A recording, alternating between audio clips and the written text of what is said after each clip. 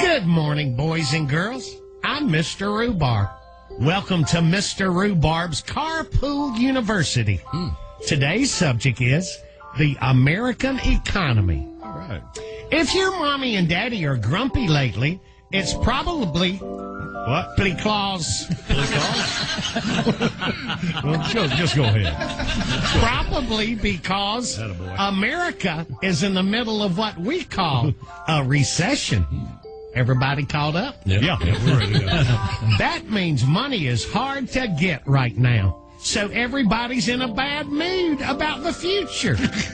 So, why is money so hard to get right now? Well, it all started when the government decided that everyone in America should own a home. What? Home? But not everyone had enough money to buy a home. That's okay, said the government. And they told the banks to invent something called a subprime mortgage. That means money to buy a home for people who have no business buying a home. With a subprime mortgage, everyone could be a homeowner. But Mr. Ruhbarb, if those people didn't have any money, how did they pay it back? Well, a lot of them didn't. Big surprise. Soon, all the banks were out of money, too. So the government said, that's okay. We'll give the banks some more money so they won't be broke anymore. That'll fix everything. But like most things the government does, it didn't fix anything.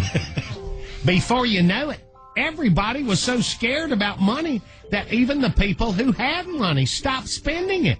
Nobody could make any money because nobody wanted to spend any money. So the government said, that's okay. We'll give everybody some money. And by everybody, they mostly meant people who don't have any money. Well, isn't it good for people that have money to give some to people who don't have any? That's easy for you to say. You've never had a job. I mean, you're cute and all, but you don't know beans about the economy.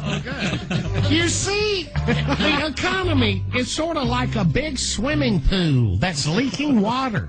So the government scoops out some water from the deep end and pours it into the other end so the swimming pool will fill up again.